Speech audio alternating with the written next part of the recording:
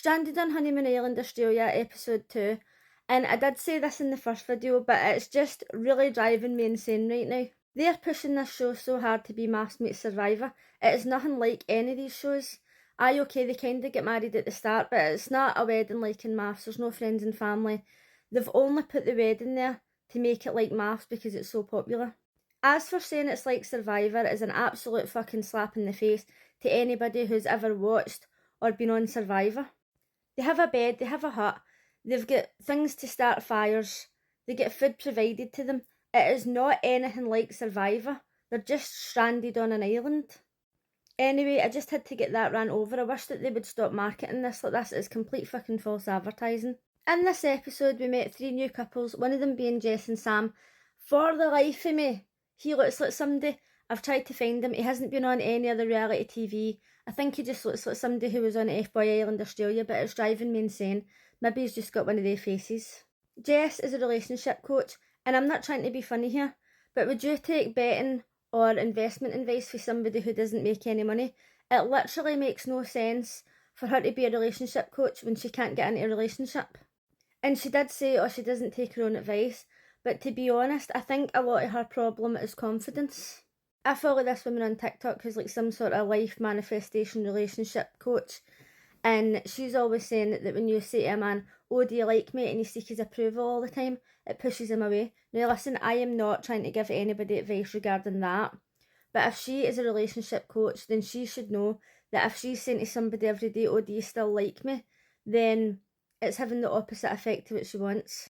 One thing that I really did not like about her is that when she was on the speed dating, she kept on asking the guys for their jacket, right? And I don't know if that's some sort of technique to make the man feel like he's the provider or the protector or whatever, because some men need that, you know?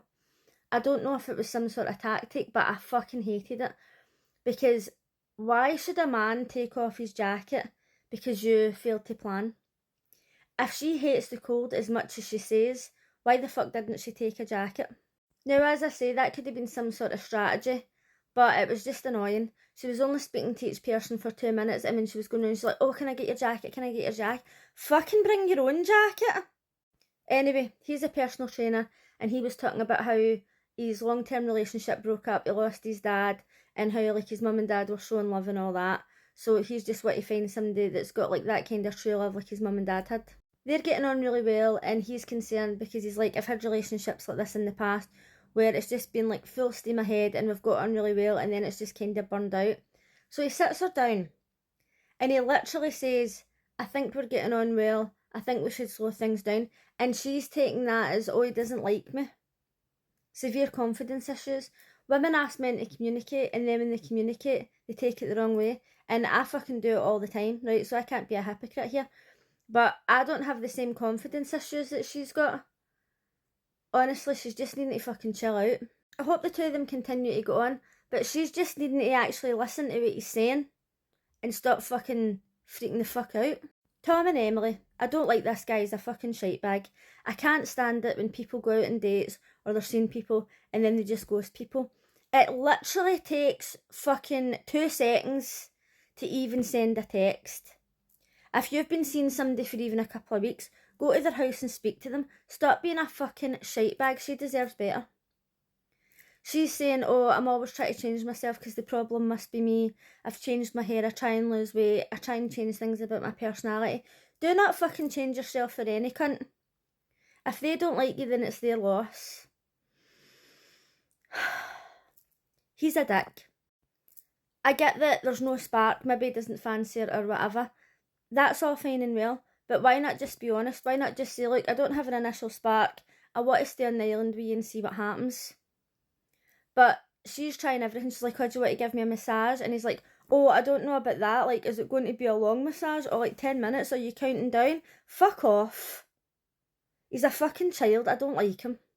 When they got their messages for home, I think it was his dad, and he was saying, oh, we know that you were in a really bad breakup and it affected you and all that. And I really feel like that wasn't his dad's place to say that, knowing that she was going to see the video. Parents are good at just doing that and fucking giving all the information. Maybe he wasn't ready for her to know that. It did lead to a conversation where he was honest and he says, oh, I end up ghosting people or I leave relationships or whatever, and now she's like, fuck, this is what I'm always dealing with. I can't be bothered with people who are wee fucking shitebags. Danny and Emmanuel, he could not fucking remember who she was, and I thought, oh my god, that's not a very good sign. Like, surely you would remember. But I don't know how many people they actually went on the speed date with, and to be honest, I'm not good with names or faces. But once they got on the island and they were talking about how the two of them had the city life, it burned them out, they just wanted to settle down and kind of live the chill life but still carry on working.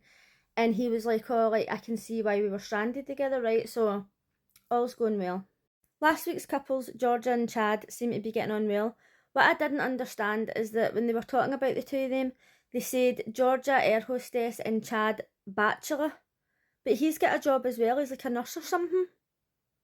That was a bit weird. They two are getting on totally fine at loving life. In the last episode, Brian and Bree started off really well, and then she started acting like a weirdo. And when she woke up the next day, she was being a bit of a cunt. And he could not have been any nicer. He was doing absolutely everything for her. And she was just like, oh, it's the commitment. Oh, he's calling me wifey. And I was like, fucking grow up. Grow the fuck up. I get that people can be scared of commitment, right? But you're on a TV show. It's only for 21 days. And it's not as if they're really married. They make out in these shows as if they're legally married. They're not. And are you trying to tell me that if they turned round to the camera people and says, look, I want to leave, that they would keep them there? No. There's probably a clause in the contract that says they have to pay so much money or whatever, but they're not physically tied down and held on that island. So she needs to just chill the fuck out. Luckily, she started to relax a wee bit and they're getting on a lot better now. And do you know what? I love this guy. Amy and Mike are fucked to the highest degree. She sat him down and she says, I think you're a misogynist, and he was really upset about it. Now, the thing is, a lot of people use misogyny as in like to describe being sexist, being ignorant, and all these other things. But actually, misogyny means so much more than that. It means a literal hatred for women, to the point where somebody would actually hurt a woman. And I don't think that this guy is a misogynist. I think that he's just a bit of a fucking dick. I think he's a child. I think he tries to be one of the lads. And I absolutely fucking detest people like that.